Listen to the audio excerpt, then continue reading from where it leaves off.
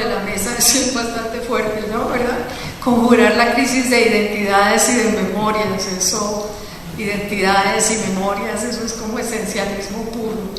Y pues me atreví a recordar a un querido amigo de Colombia y particularmente del Instituto de la Universidad Javeriana, donde trabajé pues de la mano de varios filósofos importantes, que es Manuel Reyes Mate. Y Manuel Reyes Mate, en un discurso que a los colombianos nos interpela mucho, que se llama Memoria Histórica y Ética de las Víctimas, sobre todo en este momento, nos dice: empiezo respondiendo que no es fácil hablar de la memoria, es verdad, es un término escurridizo, peligroso, enigmático porque tiene que ver con lo olvidado, peligroso porque nos hace ver, si nos adentramos por ese camino, sobre qué está construido nuestro presente, qué hay debajo de él, todo el sufrimiento anónimo, las víctimas, y en consecuencia, memoria es un concepto molesto. A mí me gustaría comenzar a hablar de la idea de memoria que cada cual maneja. Bueno, buenas tardes, muchas gracias por habernos invitado a estar aquí en la clausura del festival.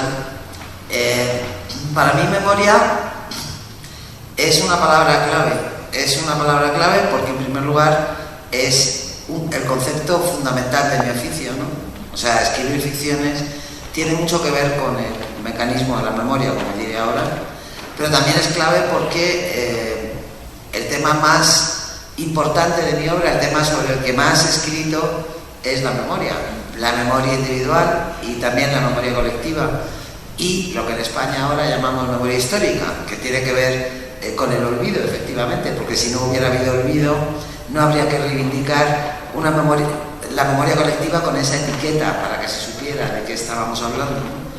La memoria tiene mucho que ver con mi oficio porque, aunque nosotros siempre pensamos en la memoria como una especie de archivo invariable de imágenes fijas y decimos, te lo digo, me acuerdo de memoria, lo estoy viendo, tal. La memoria en realidad es una creación. Cada ser humano crea su memoria. Seleccionamos los recuerdos, los que nos gustan mucho los agrandamos, los que no nos gustan los encogemos, los que no podemos soportar los eliminamos. Y los que forman parte de la vida de otra persona, pero son tan estupendos que nos los merecemos, los acabamos robando. La cuarta vez los contamos como si nos hubiera pasado a nosotros, ¿no? Bueno, pues lo que hace un novelista es eso.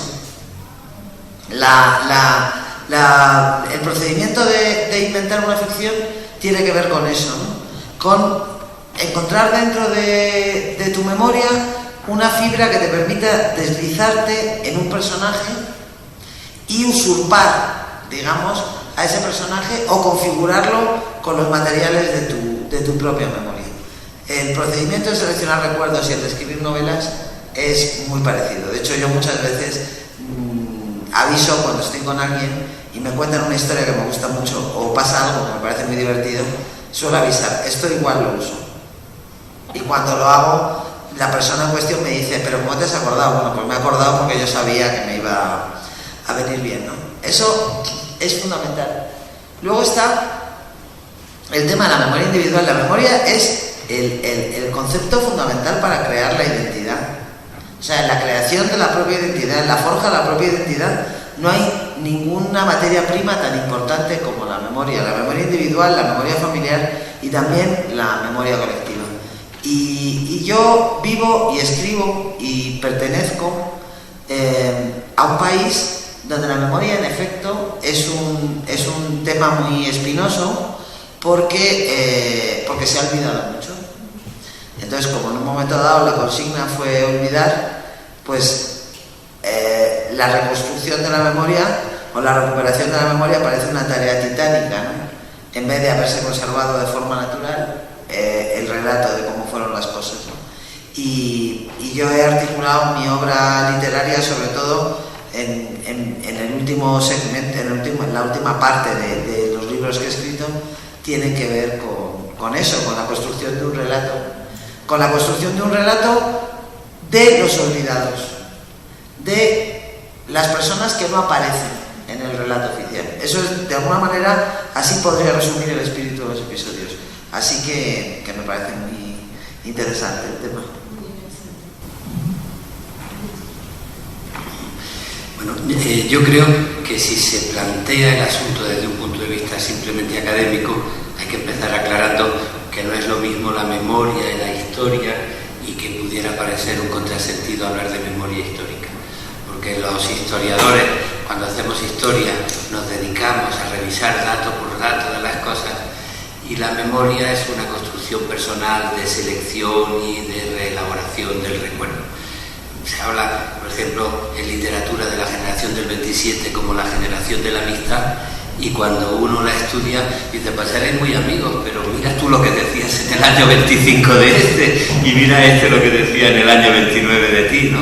En ese sentido me he reído muchas veces con Rafael Alberti, porque, bueno, de pronto el recuerdo era qué bonito, qué buen tiempo, la España que perdimos con la guerra, qué bien nos llevábamos todos, y yo mismo, pues os llevabais todos muy bien, pero fíjate en la carta esta lo que decía de ti.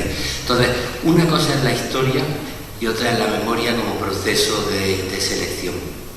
Dicho esto, conviene saber también que en la situación actual el concepto de memoria histórica no se refiere tanto a esa contradicción entre la historia y la memoria, sino la necesidad de los pueblos de no olvidar su experiencia, sobre todo cuando ha sido una experiencia de violencia, y los que rechazan, utilizando cualquier argumento, el protagonismo de la memoria histórica, lo que están intentando es que de manera impune se olvide momentos difíciles de la historia.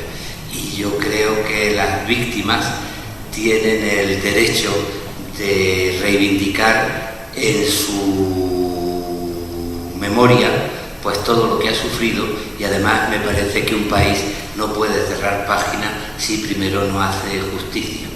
Yo soy muy partidario de que se haga justicia y que haya verdad y reparación también con las víctimas. Eso ya sería un planteamiento distinto a la contradicción académica entre memoria e historia. Y aparte de eso quiero decir otra cosa que tiene que ver con esto. Aunque haya contradicción, hay algo que me gusta en el uso de la palabra memoria cuando tiene que ver con la elaboración personal de la gente. Porque ahora en el debate filosófico se está creando mucho la revisión de las relaciones entre la vida y la historia. Y la historia casi siempre suele estar escrita por los vencedores y suele intentar dar una visión oficial resolviendo las contradicciones de lo que ha ocurrido. Y la memoria, que tiene que ver con la vida y con los recuerdos de la gente, pues tiene que ver con la experiencia de la colectividad. Almudena hablaba de los episodios nacionales. Benito Pérez Galdós, cuando quiere contar la historia de España del siglo XIX, pues empieza con el episodio Trafalgar, contando la historia desde los ojos de un chiquillo que se llama Gabriel Araceli, que no es ningún general, ni es ningún almirante, ni es ningún gran político, sino que es una persona normal, una persona de la calle. Contar lo que ha ocurrido desde abajo, no desde la oficialidad, teniendo una visión que tenga más que ver con la vida que con los grandes acontecimientos sellados en las versiones oficiales. Y en ese sentido, a mí me gusta que cuando hablamos de memoria histórica, pues sea también una manera de reconocer que lo que ha pasado tienen el derecho a recordarlo el carnicero, el fontanero, la médica, la florista, la gente de la vida cotidiana. Y en ese sentido, pues me parece que la posible tensión académica y contradictoria entre memoria e histórica sirve en la vida real para llamar la atención sobre el hecho de que la historia no la pueden contar los grandes nombres y los héroes, sino la debe contar también la gente desde la experiencia de su vida cotidiana. Bueno, y la coordinada de identidad. Hay un libro que en España le dieron mucho palo. Nosotros decimos le dieron mucho palo, no sé cómo. Ayer que estuvimos, le dieron palo, así decimos. Dice así, es que estuvimos haciendo traducción simultánea ayer. Palos. A palos, no, más graves ustedes. Bueno, se llama Identidades Asesinas, de Amit Malouf. Y es su vida, entonces dijeron que él no teorizaba, que no llegaba a nada, qué tal. Entonces, a mí lo que me llamó la atención de ese libro, que para mí es muy hermoso, pues es su vida, es lo que le ha pasado. Él nació en el Líbano, se educó en francés y vive en París, y bueno, y tiene una cantidad de cosas. Fue la forma como lo tradujeron. Identidades Asesinas es el nombre en francés, es el nombre en español. En inglés le llamaron En el nombre de la identidad, en nombre de la identidad. Y esa traducción al inglés me parece que recoge mucho más bonitamente lo que puede pasar en nombre de la identidad. Y él dice que la identidad de una persona está constituida por infinidad de elementos que no se limitan a los que figuran en los registros oficiales, que la gran mayoría de la gente pertenece a una gran tradición religiosa, a una nación y en ocasiones a dos, a un grupo étnico o lingüístico, a una familia más o menos extensa, a una profesión, a una institución, a un determinado ámbito social, pero que la lista no acaba ahí, sino que prácticamente no podría tener fin. Esas cositas son los elementos de la personalidad, dice él, casi diríamos que los genes del alma, siempre que precisemos que en su mayoría esos genes no son innatos. Y a mí me gusta mucho eso, porque trabajando en asuntos de género y con los asuntos que tienen que ver con una memoria borrada que ha sido la de las mujeres, que no aparecemos en la historia, que no tal, yo que es un silencio y borramiento, que son términos asociados a la memoria. Celia Amorós nos hablaba de la sobrecarga identitaria que se nos ha venido luego, porque somos mujeres, cabeza de hogar, negras, pobres, tenemos, antes de poder decir nuestro nombre, pasamos por esa sobrecarga identitaria que nos pone en un lugar en el mundo, ¿no? Y bueno, y se vuelve una agenda de derechos. Entonces a mí esa entrada a la idea identitaria me provoca preguntarles si a ustedes, para ustedes, identidad. Bueno, la identidad es una de esas palabras que merece mucho la pena considerar con atención. Como poeta estoy acostumbrado al escoger palabras importantes, no escogerlas para buscar soluciones, sino para generarme conflictos y tener que hacer ejercicio de conciencia sobre ellas. Vivimos ahora en un momento de globalización donde hay una unificación tecnológica y mercantil del mundo, y donde se genera un discurso de abstracciones que invita a desacreditar las identidades. Lo cosmopolita identificado con la libertad absoluta de mercado y con la superación de fronteras. Bueno, eso puede ser una invitación a la soledad, porque quien no tiene un sentimiento de pertenencia no siente solidaridad con la gente que la rodea. Y de hecho es una invitación a la soledad hasta el punto de que hay mucha gente que vive en su propio mundo y le trae sin cuidado que a la viejecita del quinto pues no le llegue con la pensión para pagar la calefacción a final de mes, o que no pueda salir porque no tiene ropa presentable. Es una invitación más a la falta de interés en un mundo que no sientes como pertenencia por tenerlo a tu lado. El extremo contrario de la globalización frente a las identidades desvaídas, pues está surgiendo como respuesta las identidades fuertes. Frente a la abstracción y a la globalización están surgiendo identidades nacionalistas, religiosas, dogmáticas, que son muy peligrosas, y en Europa muy peligrosos.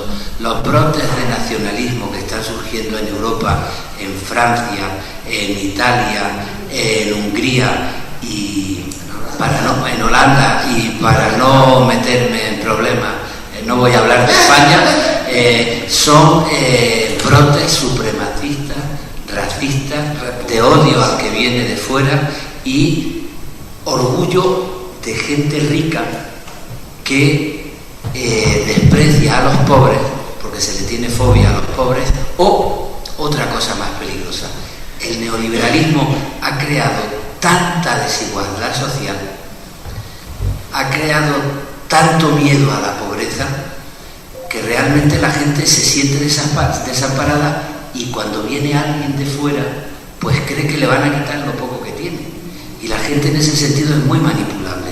Por ejemplo, a Granada, la costa del sur de España, han estado llegando este verano miles y miles y miles y miles de subsaharianos.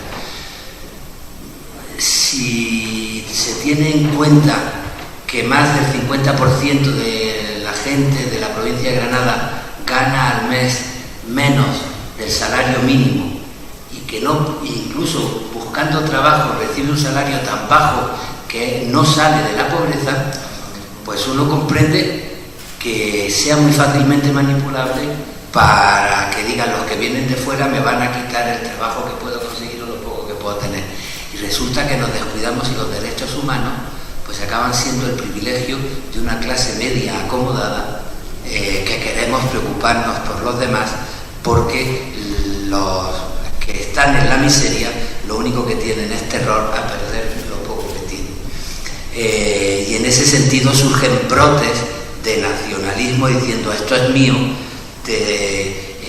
que casi siempre son manipulados por el nacionalismo de los ricos, que hablan desde la supremacía.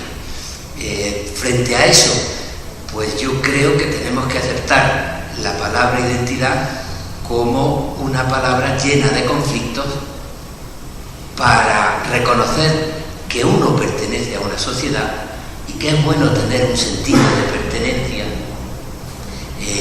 para tener solidaridad. Por ejemplo, tú planteabas el tema del feminismo. Bueno, puede haber muchas identidades, no sé qué, no sé cuánto, la identidad de género es una más. Bueno, es una más, pero conviene que las mujeres explotadas no se olviden de que son mujeres y que están explotadas. Y después hablamos de otro tipo de identidades.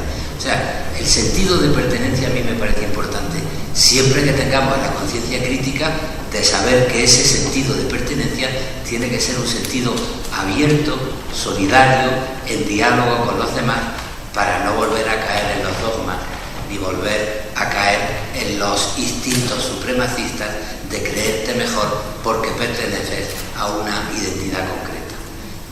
Al final, entre una cosa y otra, lo que nos queda a los seres humanos desde siempre es la propia conciencia y la obligación de hacerte responsable de tus actos, negándote a que ningún tipo de identidad se ponga por encima de tu propia conciencia. Bueno, yo estoy muy de acuerdo con lo que has leído de Maluf. Creo que es verdad. Creo que la identidad se compone de tantos atributos como aquellos en los que nos podemos reconocer, ¿no? Que no sé si son infinitos, pero son muchísimos. Y yo muchas veces hablo de eso cuando claro, para mí también hablar de identidad, estando aquí, siendo escritora y siendo mujer, tiene mucho que ver con ser mujer, ¿no? Pero es un elemento, este concepto de la identidad, que invoco a menudo cuando tengo que hablar de ese tema tan pesado, pero tan ineludible, que parece mentira que todavía interese tanto a la gente, que es lo de la escritura femenina y la escritura masculina, y la escritura de mujeres y la escritura de hombres, ¿no? Porque en definitiva, escribir es mirar el mundo y contar lo que uno ve. Y cada persona mira el mundo con sus propios ojos y pasa Su mirada pasa por los filtros de su ideología, de sus sentimientos, de su concepto de lo que es bueno y es malo, de lo que es justo y es injusto, y por las consecuencias de lo que ha vivido, ¿no? Entonces, cuando te dicen, ¿la escritura tiene género? Pues sí, la escritura tiene género, indiscutiblemente, porque hay algunos aspectos del mundo, tampoco tantos, algunos, que cuando lo mira una mujer son distintos, tienen otro valor, tienen otra espesura, que cuando lo mira un hombre, o viceversa, ¿no?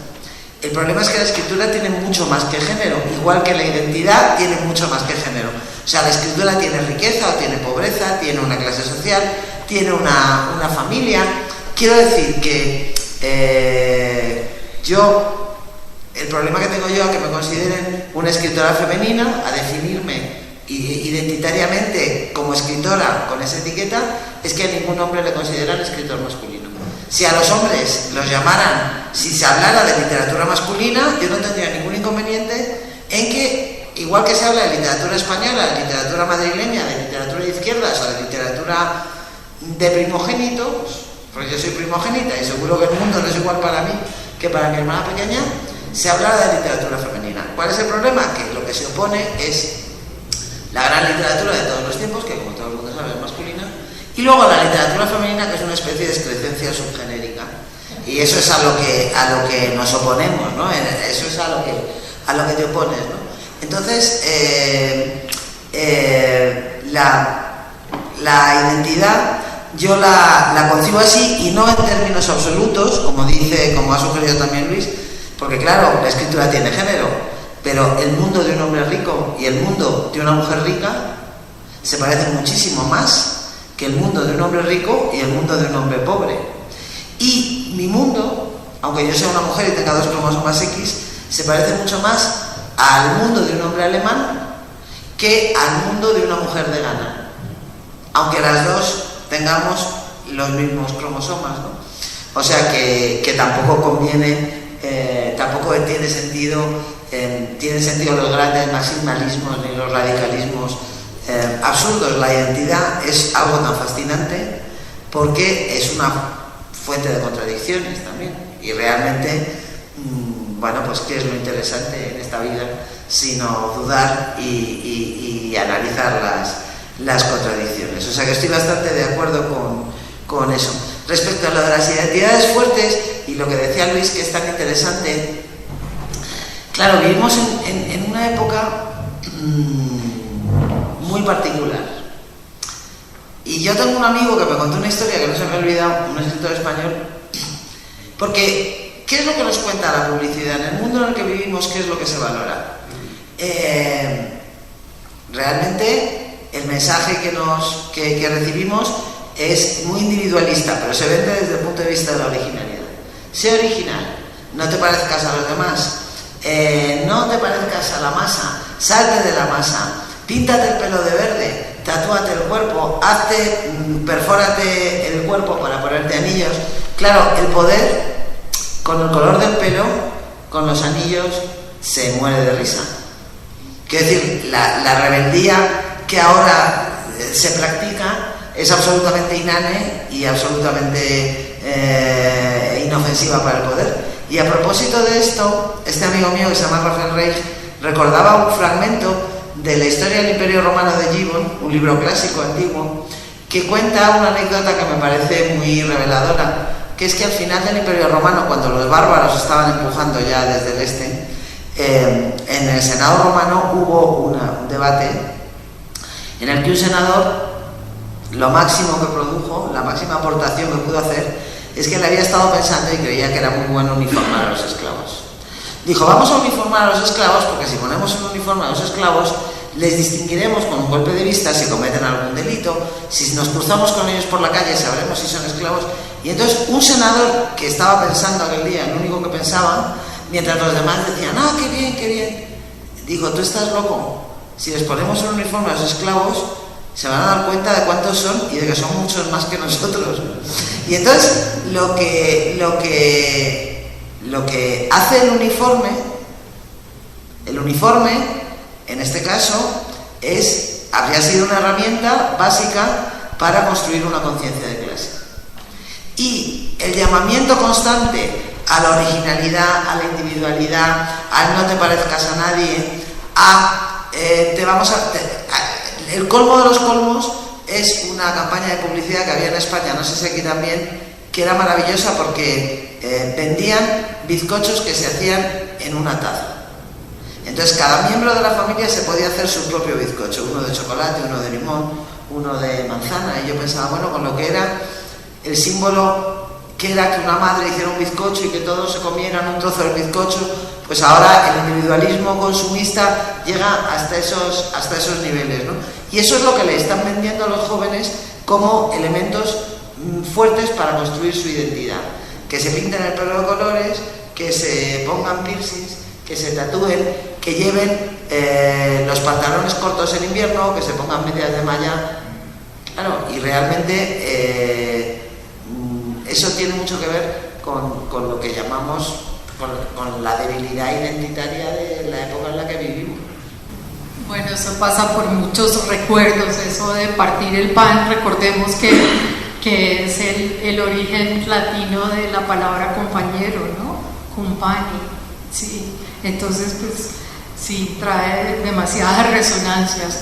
Bueno, el título de la sesión continúa con los títulos de las dos obras que vamos a tratar de comentar con ustedes. Obviamente la primera referencia es a los episodios nacionales de don Benito Pérez Galdós, y esos episodios, como ya lo señaló Luis, empiezan con Trafalgar, con las guerras de independencia de España, de independencia de España, de la dominación napoleónica, que ayudan a las independencias nuestras, ¿no? Por estos lados. En un discurso que vale la pena, sobre todo para nosotros aquí en Colombia, que tenemos en este momento el tema de tratar la justicia especial para la paz y la reparación. Benito Pérez Galdós, que era clerical, pudo, y republicano y soltero también, entró en la academia con todas las resistencias posibles, y su discurso es maravilloso. Se llama La sociedad presente como materia novelada. Es fantástico. Pero lo que más me gustó de mirar un poco la serie de episodios nacionales es saber que usted comenzó a leérselos en una edición en las ediciones Aguilar, en papel, cebolla, que muchos de nuestras generaciones recuerdan, porque servían muchísimo las hojitas para hacer varillos de marihuana, porque eran en papel arroz. Entonces eso era fascinante, encontrarse las ediciones de Aguilar. Y el hecho del borramiento de Benito Pérez Galdós, cuando usted cuenta en un artículo de prensa que creo que se llama Viva Benito Pérez Galdós, Viva Galdós, que del registro de nacimiento en Palma de Canarias lo borra, y en un momento muy especial. A Benito Pérez Galdós hay una cosa que se te ha olvidado. En 1912, cuando era el único candidato a ganar el premio Nobel de ese año, y ya estaba claro que el Nobel iba a ser para Galdós, hubo un contraataque furibundo de la caverna. Nosotros llamamos a los reaccionarios más reaccionarios caverna. Hubo un ataque furibundo de la caverna española que mandó emisarios al rey de Suecia a decirle que a ver si sabían a quién le iban a dar el premio Nobel, porque se lo iban a dar a un socialista republicano que era peligrosísimo y que era enemigo de la monarquía y de la religión, y que no podían de ninguna manera darle el premio Nobel, y perdió el Nobel Galdós. Pero quizá lo más brutal de todo lo que pasó fue que cuando acabó la guerra civil, el Ayuntamiento de Las Palmas de Gran Canaria, en una de las primeras sesiones, acordó borrar el nombre de Benito Pérez Galdós del registro civil. De tal manera que Benito Pérez Galdós nunca nació. Se sabía que había nacido en Gran Canaria, en Las Palmas de Gran Canaria, pero no aparece en el registro civil. Yo escribí ese artículo porque Galdós ha sido el referente literario más importante de mi vida, porque lo empecé a leer cuando era adolescente, porque Yo me acuerdo, el primer libro que yo leí de Galdós fue Tormento, porque era un verano que no tenía nada que leer y estaban allí las obras completas de Galdós que eran de mi abuelo y ya me lo había leído todo y no sabía ya qué leer, y a mí no me gustaba porque había estado hojeando esos libros y no solo eran papel de Biblia, es que estaban compuestos en 2 columnas, que era una cosa rarísima. Pero ya a punto de morirme de inanición, dije, bueno, pues me voy a leer esto, que era lo último que había, que no me había leído. Había unos tomos que se llamaban Episodios Nacionales y otros que se llamaban Novelas. Y yo dije, voy a coger un tomo de las novelas, la obra al azar, y la primera que empiece me la leo. Y ahí es donde se demuestra que don Benito tenía un plan para mí. Porque yo abrí un tomo al azar, pasé páginas y la primera que leí fue Tormento, que es la historia de un sacerdote que seduce a una huérfana, y la novela está escrita con tanta ternura hacia el sacerdote como hacia la huérfana, y con una mirada compasiva. Y yo, me parecía tan inverosímil eso. Yo que había nacido en Madrid y me había educado en un colegio de monjas, yo decía, pero esto ¿cómo puede ser? Y yo leía los nombres de las calles, Bravo Murillo, Fuencarral, y yo decía, pero esto no puede ser Madrid. Esto no puede ser Madrid, y era Madrid, ¿no? Y Galdós ha sido muy, muy, muy importante para mí. Y por eso estos libros se llaman Episodios de una guerra interminable, porque cuando yo me di cuenta que tenía material para hacer 6 novelas sobre los 25 primeros años de la posguerra, me di cuenta que ya había un modelo. Ya había un modelo disponible.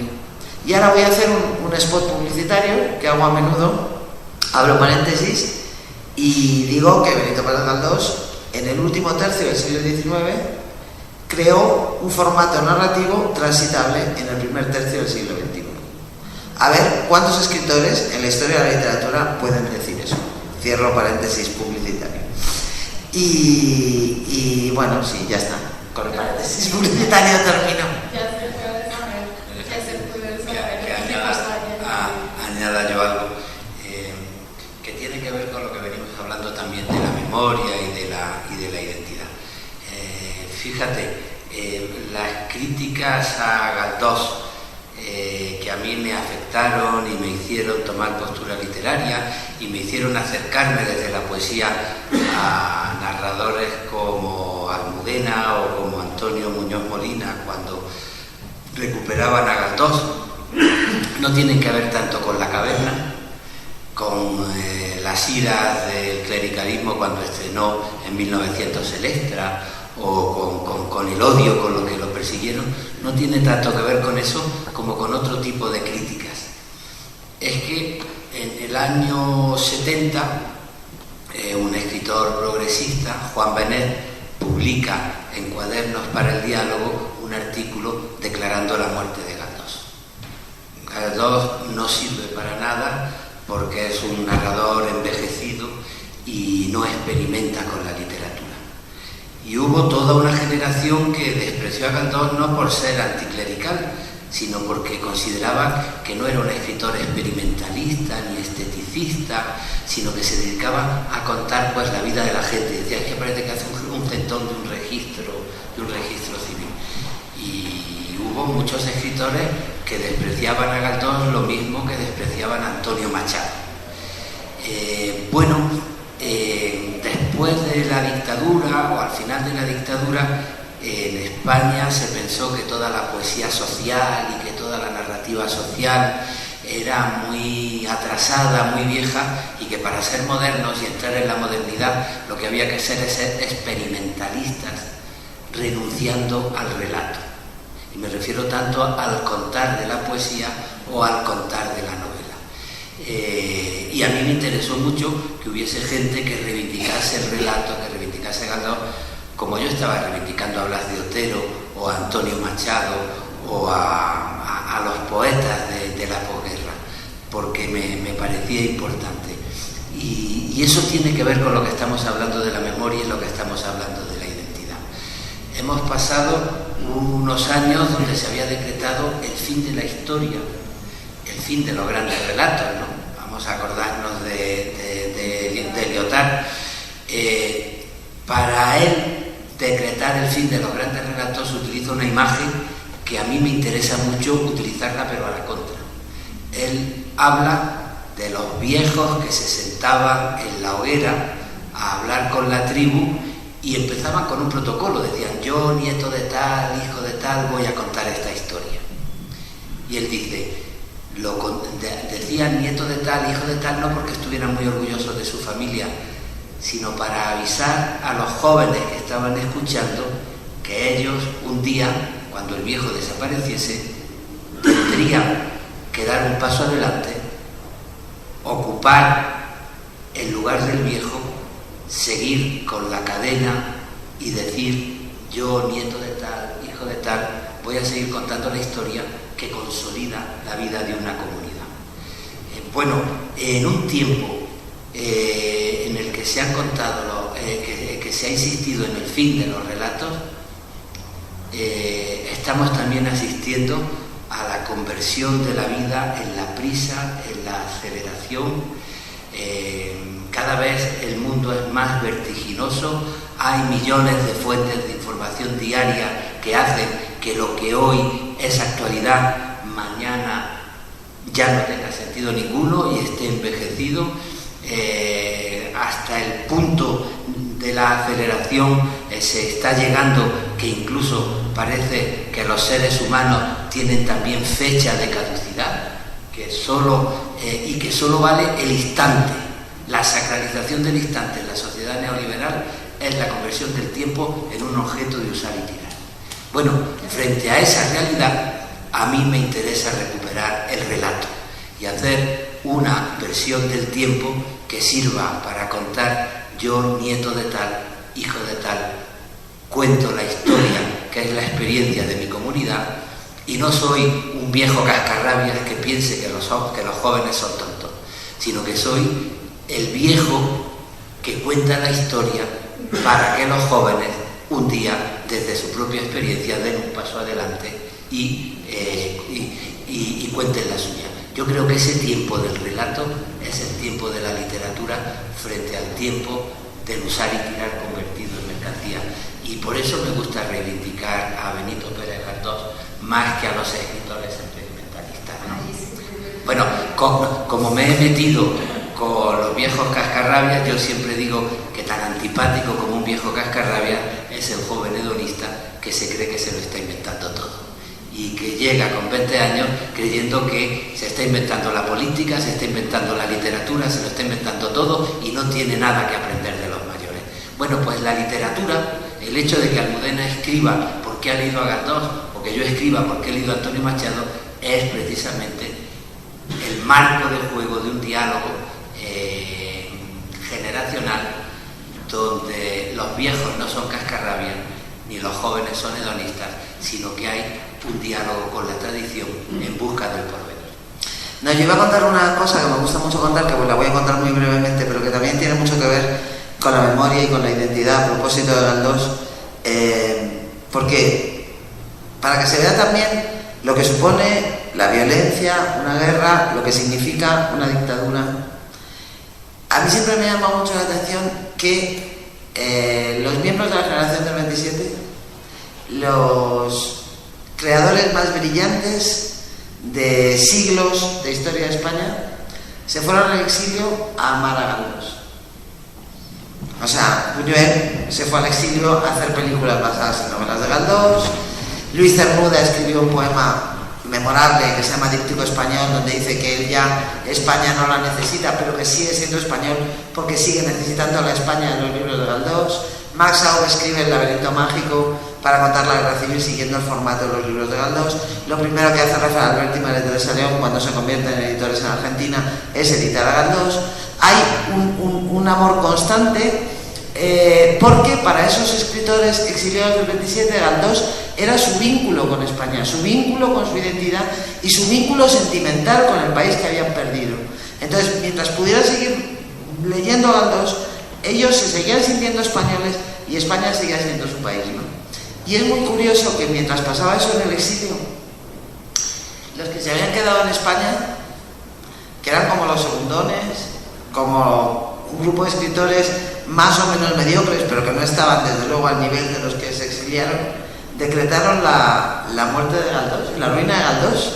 Y es asombroso, ¿no? Comprobar cómo mientras los genios de su generación convertían a Aldós en un símbolo de su propia identidad, en un icono de su sentimentalidad, en España se decretaba su muerte y su entierro, ¿no? Para que se vea qué cosas tan raras pueden pasar y sobre todo cómo llega a pervertir absolutamente la atmósfera de un país o una dictadura. Bueno, vamos a dedicarle estos minutos que nos quedan a hablar de A Puerta Cerrada y de los pacientes del doctor García. A Puerta Cerrada, pues obviamente el título remite a Sartre y no voy a repetir lo que dicen las notas liminares del poemario.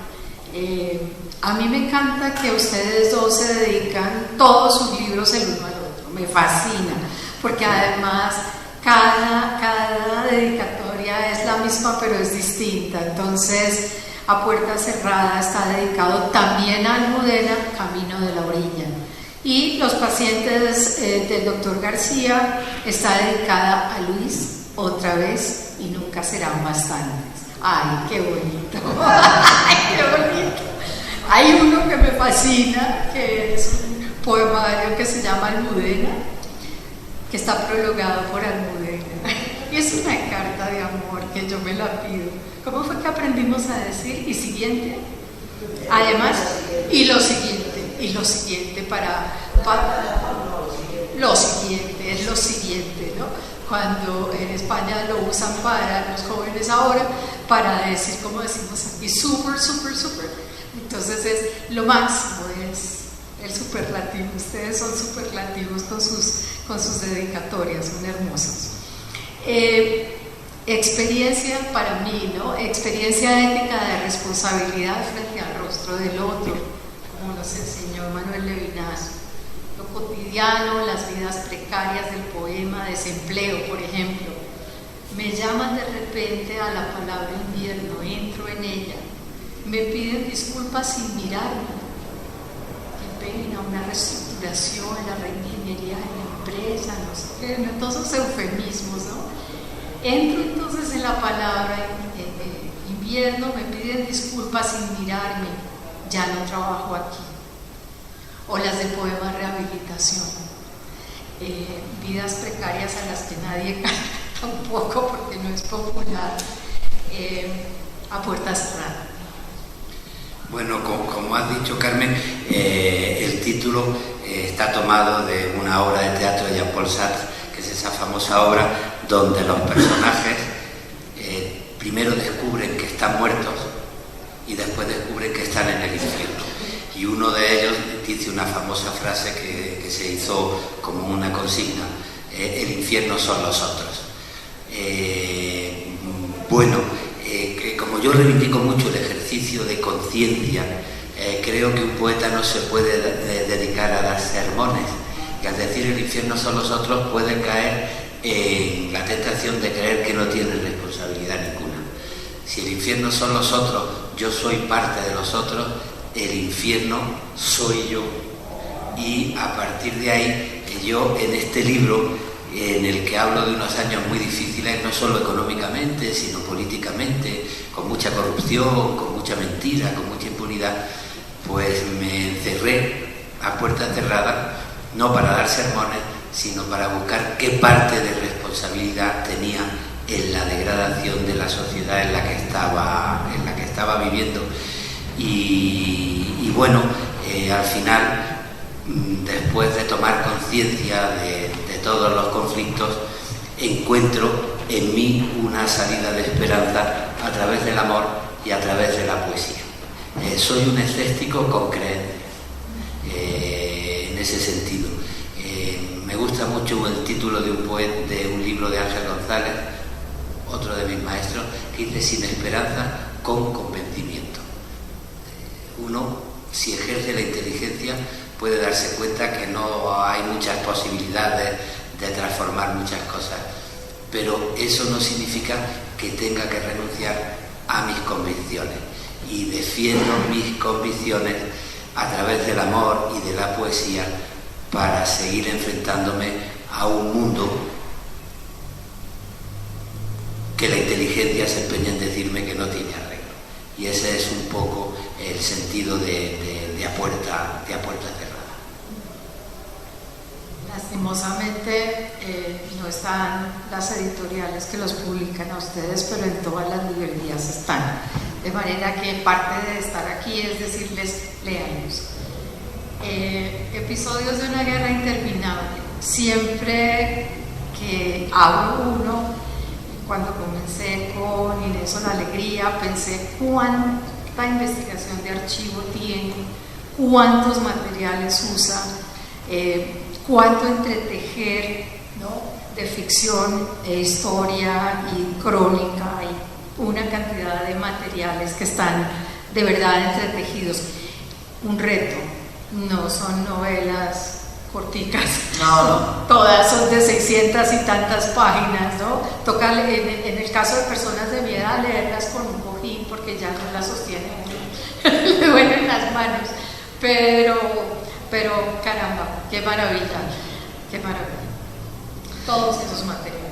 Sí, bueno, la verdad es que todas las novelas de la serie son ficciones, son novelas de ficción construidas alrededor de un hecho real, que en este caso es un hecho real muy desconocido, sorprendentemente, porque es lo suficientemente grave como para que fuera conocido, ¿no? Eso es una particularidad de la historia española, que todos los países esconden liebres, pero en España han sido capaces de esconder elefantes. Por ejemplo, esta novela se construye alrededor de una red de evasión de criminales de guerra nazis real, que dirigía una mujer muy especial, Clara Stauffer, desde su piso del barrio Argüelles de Madrid. Una red que sirvió para ayudar a escapar a más de 800, yo calculo que en torno a 1000 criminales de guerra que estaban en busca y captura de los aliados, siempre a través de España, que a menudo llegaron a América Latina, entrando siempre por Argentina, porque el punto de entrada era la Argentina, era la primera presidencia de Perón, entre 1945 y 1955, y algunos se quedaron en Madrid, ¿no? Entonces yo, para contar la historia de la red Stauffer, para contar la historia de esta mujer, que es una mujer extraordinaria y desde luego fascinante, fascinante porque si no, Clara era una mujer abnegada, sacrificada, que vivió para su causa, se gastó todo su dinero en su causa, tenía en su casa armarios enormes del techo hasta el suelo, llenos de ropa de hombre de todas las tallas, de zapatos de todos los números. Los refugiados iban a su casa de día y de noche, les trataba de una forma, se ocupaba de ellos con un celo casi maternal, les vestía.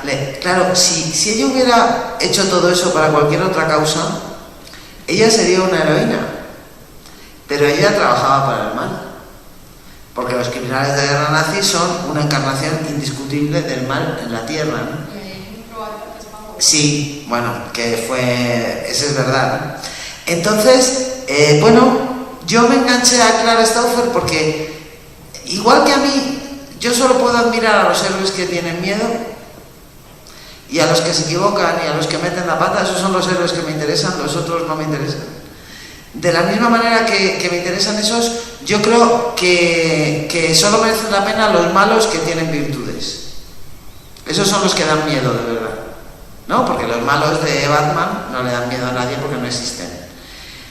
Clara era una mala de esas, estaba llena de luces, y las luces no se las he puesto yo, las traía ella de fábrica, ¿no? Por eso me fascinó tanto. Clara es, para una escritora como yo, desde luego fue un regalo. Y para contar la trama Stauffer, para contar lo que pasó, pues inventé una novela de ficción con dos protagonistas, que son pues esos héroes que a mí me gustan, ¿no? Porque son espías casi por azar, y porque son espías sin vocación, y son dos amigos, y se acaban infiltrando en la red Stauffer y acaban asumiendo un montón de peligros y un montón de riesgos que a lo mejor algunos héroes profesionales no habrían asumido, porque les mueven el tipo de impulsos que nos mueven a todos, ¿no? ¿Qué es lo que hace que nosotros nos compliquemos la vida? ¿Qué es lo que hace que salgamos de lo que ahora se llama la zona de confort y que asumamos riesgos?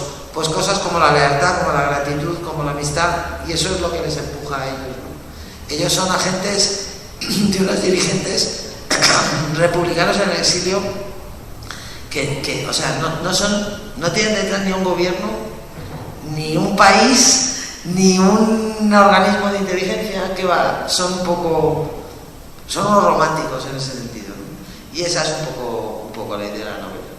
Bueno, hay que leerla, pues se puede leer en el iPad, como Sara lo estaba haciendo. A mí me gusta rayarla.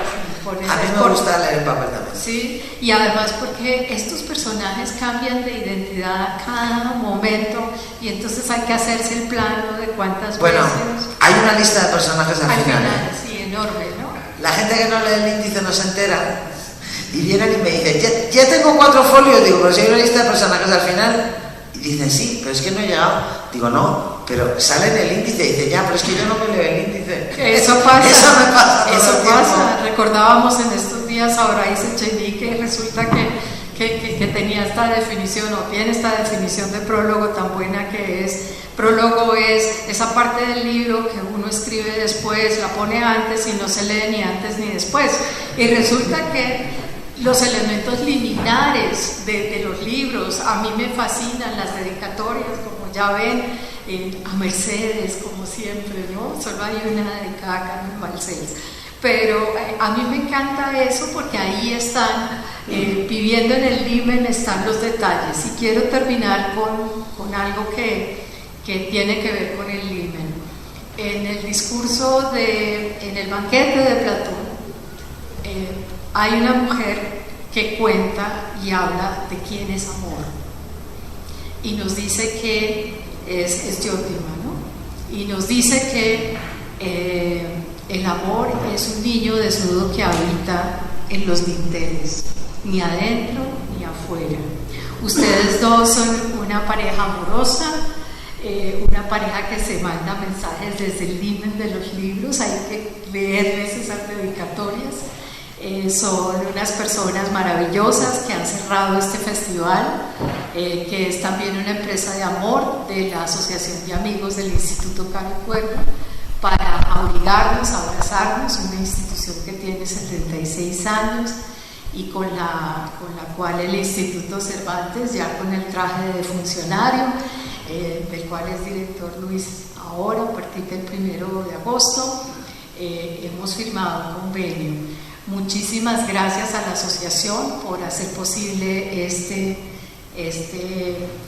festival cada año, el concurso de cuento, que este año tuvo cuentos, el concurso en versión infantil, juvenil, pues escritores de la edad media. Yo ya no sé decir la tercera edad y el segundo no sé qué, porque eso ya cumplí 63, ya creo que me van a dar el puesto en el Transmilenio, pero como todas esas cosas, y tercera edad creo que hay, ¿no? Para adultos mayores, ese es el término que estaba buscando.